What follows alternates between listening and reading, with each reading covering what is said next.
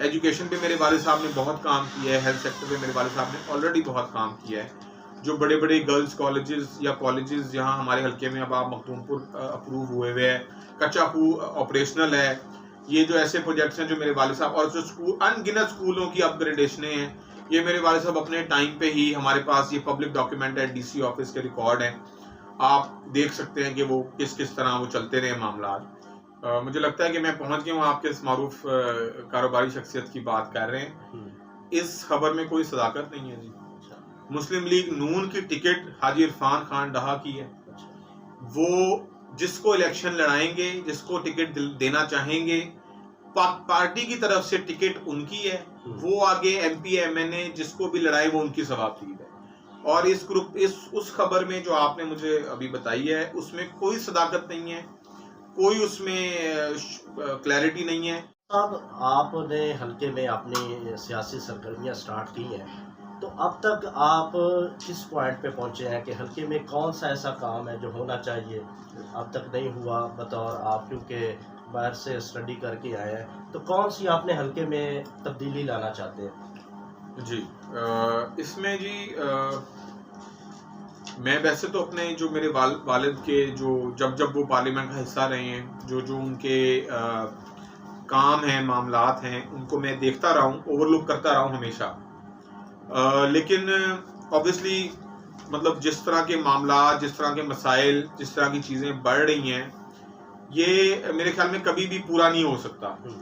आपको कभी ना कभी हर वक्त ज़रूरत रहती ही है कामों के हवाले से।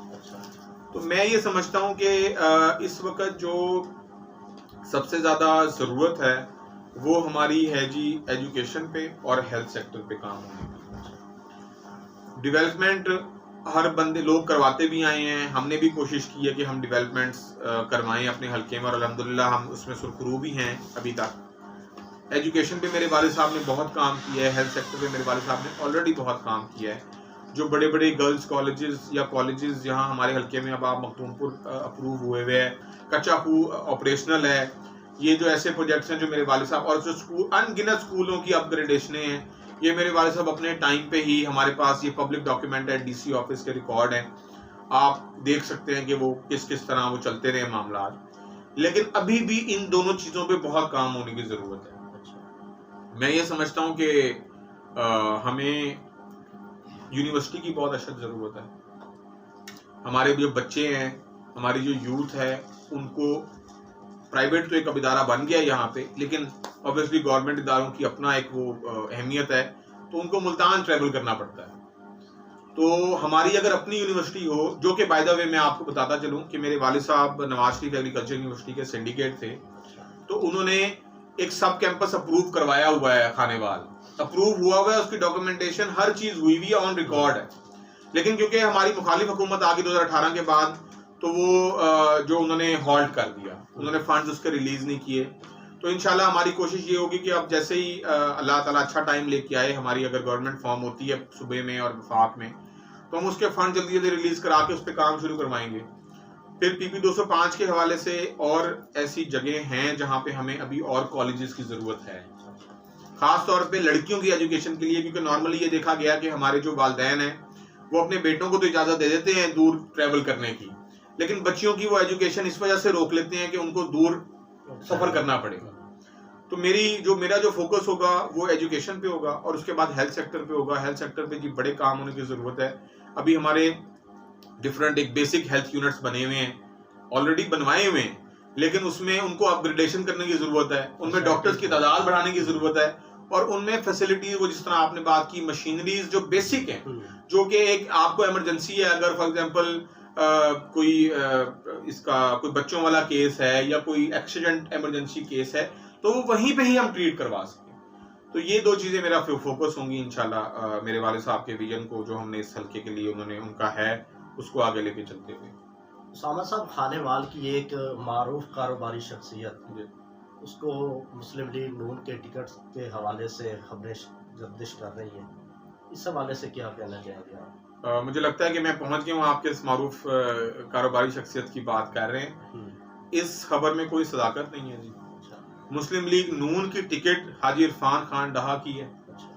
वो जिसको इलेक्शन लड़ाएंगे, जिसको टिकट देना चाहेंगे, पार्टी की तरफ से टिकट उनकी है, वो आगे एमपी एमएनए जिसको भी लड़ाए वो उनकी सवाब है।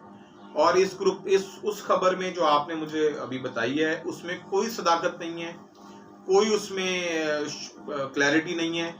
मैंने आपको एक क्लियर बात कर दी और ये दो टोक बात है कि हमारा जो ग्रुप है वो इस्टेब्लिश्ड है ऑलरेडी, पैनल इस्टेब्लिश्ड है और टिकट हाजी इरफान अहमद खान डहा ग्रुप की है। बस इलेक्शन कमीशन की जानिब से इंतखाबी निशानात भी अलाट कर दिए गए हैं, इलेक्शन कब तक होते नज़र आ रहे हैं आपको, या ये बस बतौर फॉर्मेलिटी है? मैं ये समझता हूँ कि पीडीएम जो इस वक्त हम कोalition गवर्नमेंट में हैं और पीडीएम की जो पॉलिसी है वो इस हवाले से बहुत क्लियर है।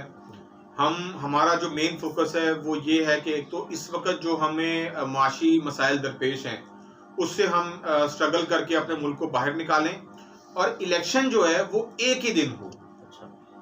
देखें, अगर किसी ने असम्बलियां तोड़ी हैं तो आइन की खिलाफ वर्जियां उन्होंने की हैं। हम लोगों ने जो आइनी मुद्दत जब पूरी होगी हम ये चाहेंगे कि इलेक्शन हम एक ही दिन पूरे पाकिस्तान में एक ही तरीके से हो और वो जो एक आइनी तसलसल वोट की ताकत से हुकूमतें बदलने का या हुकूमतें आने का चलता आ रहा है उसको हम कभी भी उसके खिलाफ अगर कोई चीज़ होगी हम उसको सपोर्ट नहीं करेंगे। तो मैं ये समझता हूँ कि ऑब्वियसली इलेक्शन कमीशन अपना एक प्रोसीजर फॉलो कर रहा है, लेकिन मेरे ख्याल में इलेक्शन अपने वक्त पर होंगे और एक टाइम पर होंगे। शुक्रिया उसामा साहब, आपने पाक पब्लिक न्यूज़ को अपना कीमती टाइम दिया। आपका बहुत बहुत शुक्रिया जी। शुक्रिया नाजरीन, अपने मेज़बान नासिर शम्स को इजाज़त दीजिए। अल्लाह हाफिज़।